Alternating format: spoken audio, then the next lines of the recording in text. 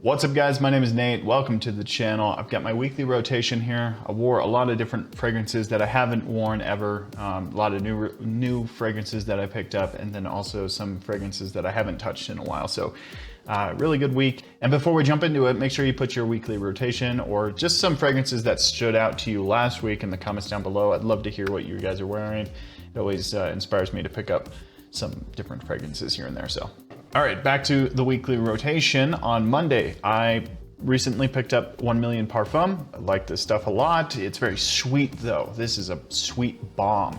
It's got some floral aspects in here too. And I definitely pick up that sunscreen kind of vibe. It was pretty cold on Monday, so you know, it was a good fragrance to wear, but yeah, it kind of needs like the warmer kind of weather to kind of do what it needs to do. But I find it is really nice. It's got a rich amber note in here. I love it a lot. A lot of white florals too. So, but the overarching thing, and the one thing I don't love about 1 Million is the sweetness. It's super sweet. I picked this bottle up for a pretty good price and I'm okay with it. You know, it's not like a tremendous fragrance that I'm gonna be wearing all the time, but it's definitely a compliment puller because it's sweet, it's loud, it's just projecting. One has like that beautiful kind of floral nuance to it, that sunscreen kind of vibe. I like it a lot. It's not like my favorite. I would say it's like in the 6 to 7 out of 10 for me, pushing into the 8, but it's really hard because it's really sweet. It's hard to find occasions to wear it. But that's 1 Million Parfum. It's all right, I like it. I'm gonna wear it a couple of times here and there.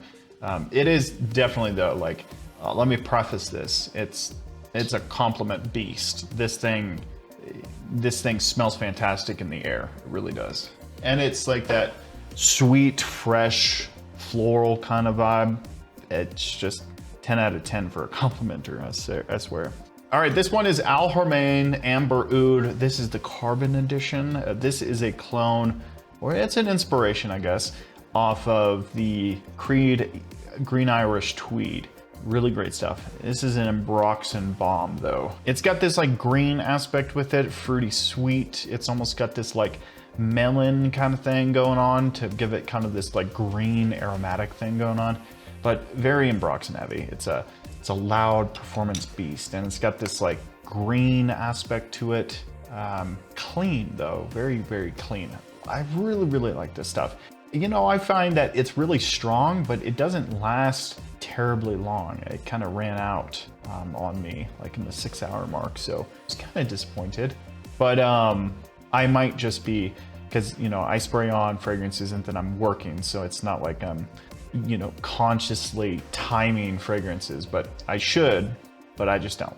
But like I said, I got good performance out of it. I was smelling good for the majority of the day, and even under my shirt, I could smell it like after I got off work. So it's not like it just disappeared. But Amber Oud, they have a bunch of different ones in the line, but this is the Carbon edition. It's green, it's fresh, and it's like Green Irish Tweed kind of. Other fragrances that I recently picked up were the Polo Blue. I got the Polo Blue Parfum and then the Polo Deep Blue Parfum. And I wore this one on Wednesday, and it's great. It's really good stuff. This has a little bit of a green aspect with it. It's, you know, because I've been playing around with perfumery. You know, in this year, I'm going to be releasing my own brand, Atanche. If you want to check out the link in the description down below. The bottles aren't going to change, but the majority of them are the majority of the website is going to stay the same. So anyway, I've been practicing perfumery, and there's let me see if I can look it up here. I'm going to butcher the name, but I'm going to say it's triple. Anyway, I'm probably butchering the name. But this has this kind of like green aspect with it, and it's this green kind of grassy kind of vibe. You dose it really low. Like you can see here, the typical dosage, don't even do 0.01 and then 0.3, you know, average of the total formula. And then mixing it with this cis-3-hexanol. This is a green grass kind of smell to it. It's kind of off-putting for some, but it basically, I'm getting sidetracked here. Basically what I'm saying is like there's a little bit of that in here because I pick it up greatly. It's dosed quite high in here.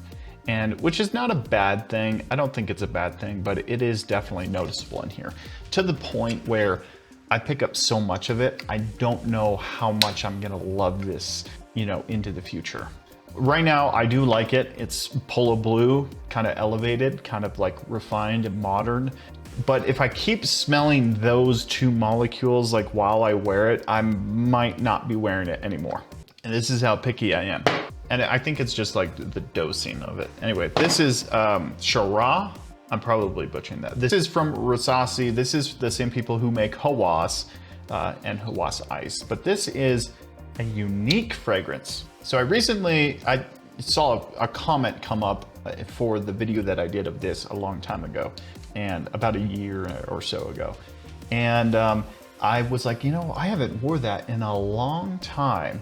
And this has an interesting nuance in here. This has a tomato leaf in here, which is quite interesting. It's this like green, herbal, fresh, spicy, but it's also like this clean soap-like quality with this. It's like a, in the video I said it smelled like if you drop a Dove bar into dirt, into a rose garden dirt, you pick it up and you wash it off and you use that dirt while you're smoking a cigarette. That's what I said this smelled like. And I stand by it.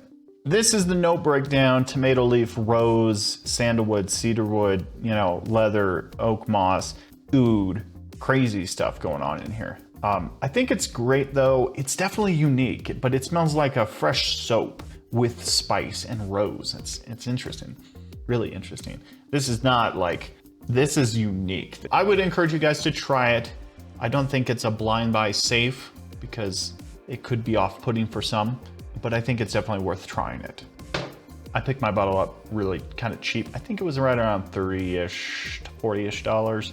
Definitely not a blind buy. If you are conscious about spending your money, don't buy it. All right, then on Friday, I got the new Tom Ford in, Oud Mineral. This is just a rebranding, repackaging of the original Oud Mineral from the private line. This is the signature line that they're moving this to.